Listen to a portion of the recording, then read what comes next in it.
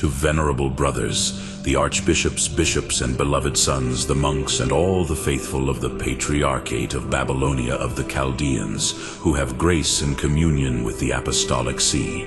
Venerable brothers and beloved sons, greetings and apostolic benediction. Although we do not believe you to be unaware of those things which were done many years ago, and are even still done in the Patriarchate of the Chaldean Rite, it helps to recall them, so that you know how these things came about, what we did, and what remains to be done in order to drive away these dangers threatening Catholic faith and unity. We are afraid that the truth will be obscured by deceptive stories. Our deeds would then either be calumniated or totally distorted. For this reason, we shall follow the example of our predecessors who, in similar circumstances, did not neglect to teach the bishops, clergy, and people about the true situation. We want to do the same in your regard, so that we may not seem to neglect any part of our apostolic duty. The Nestorian heresy. The damage brought to your regions by the Nestorian heresy is so great that like a wild beast from the forest it will destroy the Lord's vineyard, which once flourished there, and devour it. Because the canonical discipline slowly disappeared, the authority of the popes perished. The ambition of men who were not God-fearing leapt into ecclesiastical dignities, and the disgrace of the hereditary succession of patriarchs was introduced. Catholic doctrine was infected with both the old, nearly worn-out errors, so that the Christian name seemed to be destroyed. The Roman pontiffs did not neglect to direct careful attention to these evils. It was yet barely permitted for missionaries to be sent to the East, but through their labors and attentions, some Nestorian bishops renounced the heresy and returned to the Catholic faith and unity. With what zeal and love these same people were welcomed when they gave letters to our predecessors, or when they came to Rome after enduring the labors and hardships of a long journey apparent from the Acts of the Apostolic See and the letters which we believe still exist in your archives.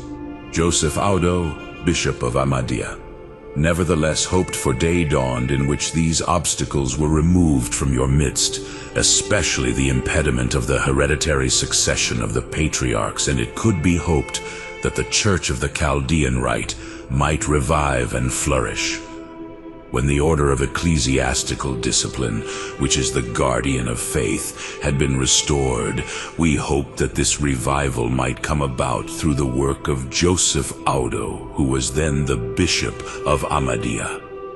Moved by this hope, we named him as Apostolic Vicar of the Patriarchate of Chaldea when it became vacant through the resignation of Isaid Jacob.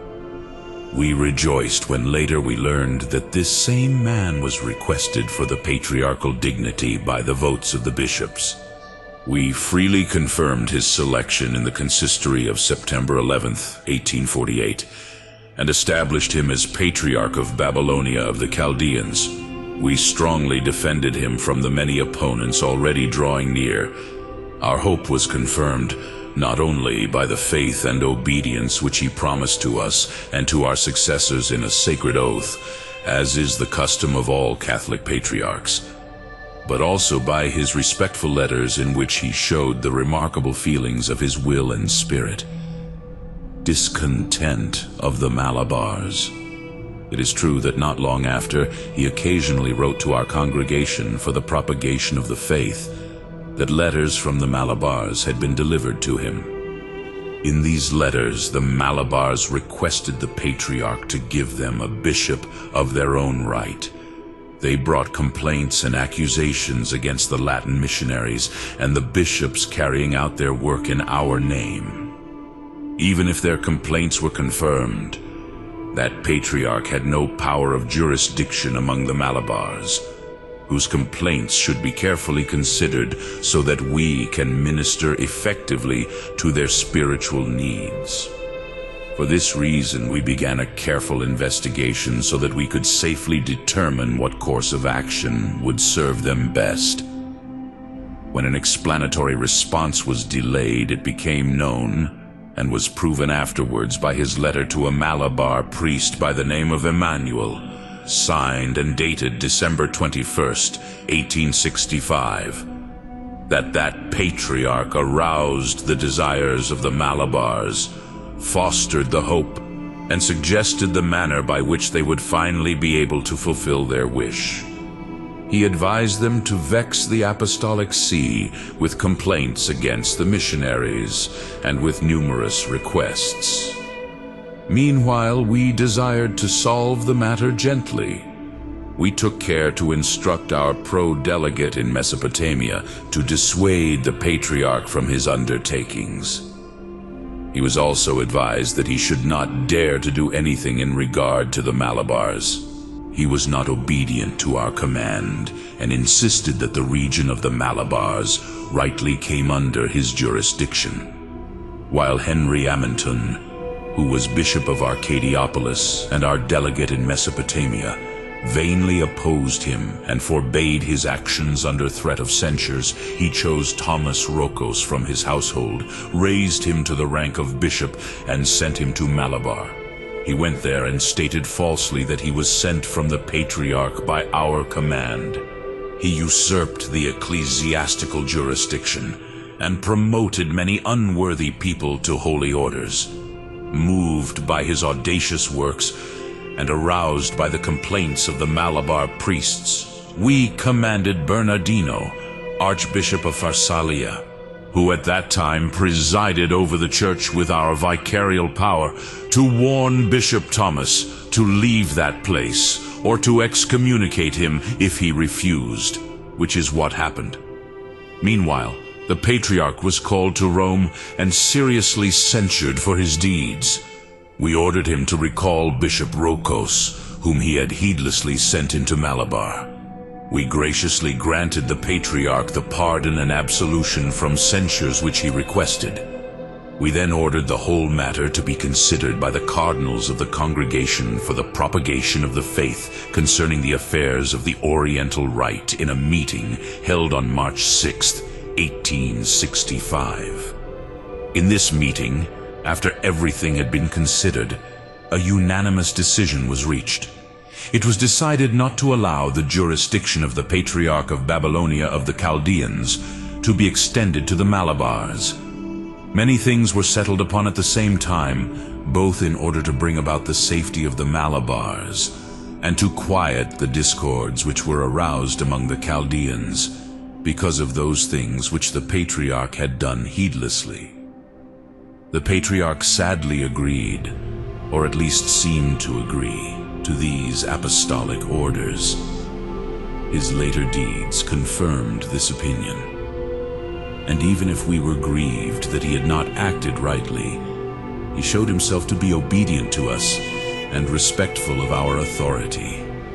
He even showed himself as a model of obedience, both in our published decree, in which we abrogated the censures heedlessly brought by him, as well as in the refusal of episcopal consecration to a certain Malabar, which many proponents of new ideas in that region continually requested from him. Restoration of ecclesiastical discipline. While these matters were occurring, which we ourselves and the Apostolic See had desired for a long time, we led an examination of the Chaldean Church in order to restore the ecclesiastical discipline which was in a state of ruin. We maintained those rites which had been established by the Holy Fathers and had been approved by the Apostolic See. This project of ours was made known to the Patriarch by our Congregation for the Propagation of the Faith on September 3rd, 1868. At the same time, a copy of our Constitution published on July 12, 1861, was sent to him, in which some chapters were devoted to discipline, especially in the selection of bishops. These principles ought to be maintained in the Armenian Patriarchate. When he accepted these things, first through Bishop Elias Mellus, who was then at Rome, then by his letter to the aforementioned congregation, he wanted it to be known to us that he fully agreed to what extent certain rules concerning the election of bishops should be followed, that he was optimistic about arranging episcopal elections, which had been omitted, if it seemed useful and appropriate to us, and that he wanted that which is pleasing to us to be accomplished at all times. When two churches of the Chaldean rites, Amida and Mardin, lost their shepherds, he proposed to us the names of several priests, so that we could judge which ones were more worthy and could place them at the head of those dioceses by our authority. We did this in our apostolic letter dated March 22, 1869. We were moved by these manifestations of devotion and obedience. When he humbly explained that he preferred that the man we had chosen for Amida be placed instead over Mardin as bishop, we consented. Not long after this, we decided that the arrangement of discipline in the Patriarchate of the Chaldean Rite ought to be spread. The starting point should be the proper selection of bishops. Unless well-respected men who do everything according to the will of God are selected, serious injuries and almost incurable losses befall the Church. The history of all times and places is witness to this, and experience confirms it. To this end, and in the same spirit, we published the Apostolic Constitution, which begins with the words, Cum Ecclesiastica Disciplina, on August 31st, 1869. Concerning the election of bishops, what the Patriarch, as we mentioned above, did freely for the dioceses of Amida and Mardin was established, namely, that when an episcopal see is vacant, 3 respected men should be proposed to us by the Synod of Bishops, so that we might decide which one is most worthy and place him over the vacant diocese. Moreover, if anything should be attempted contrary to these instructions, it should be declared null and void. Infidelity of Chaldean Patriarch. The Ecumenical Vatican Council had been announced, and bishops of every nation and rite had been summoned to it.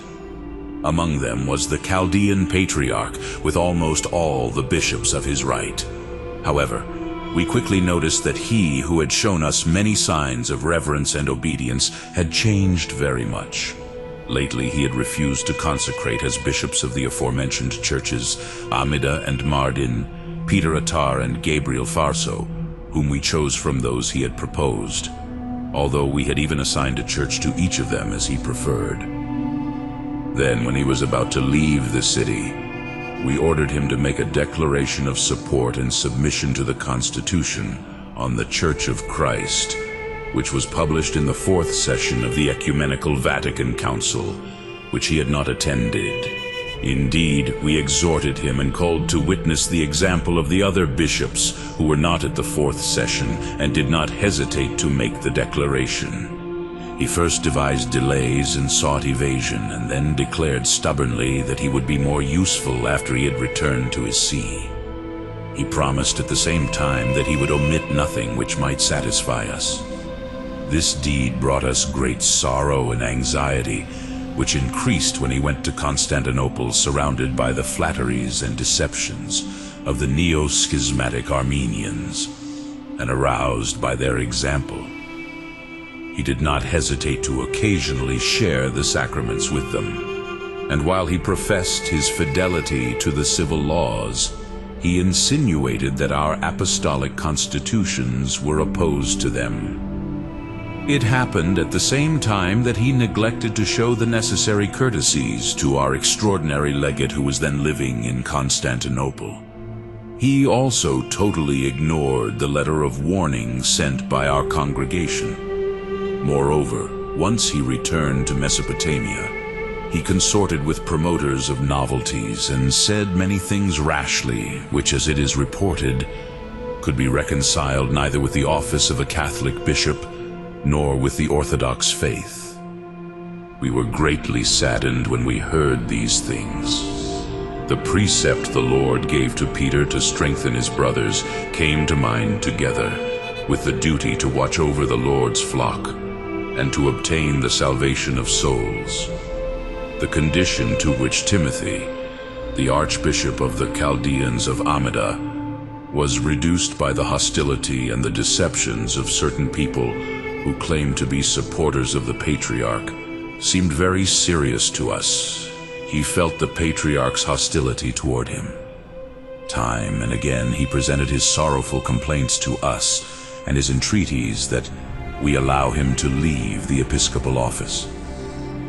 We accepted Timothy's resignation and commanded Zachary, Bishop of Maronea, to meet Patriarch Mauxilius, so that Mauxilius could establish him as apostolic delegate of the Diocese of Amida.